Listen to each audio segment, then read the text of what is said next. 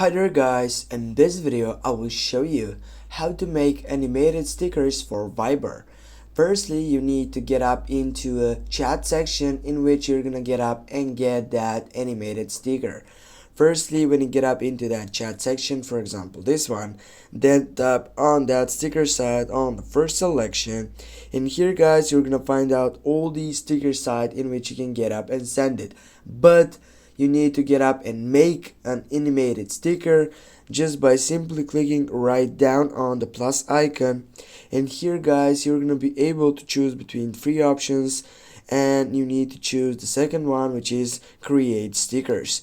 Go for that selection, and here guys you're gonna be able to create that sticker site. Here you can get up a sticker pack name, for example, yeah, whatever you want, it doesn't matter. Then you can simply add on that plus icon from your gallery a sideline section, for example, and then go save sticker. And now you need to wait to get out to that full section. Go create pack, go again create, and now guys, as you can see, we have created an animated stickers for Viber. Now you can just simply send it without problem. Thanks for watching guys. Don't forget to hit that like and share the video. If you have any questions, please comment down below in the section. See you soon.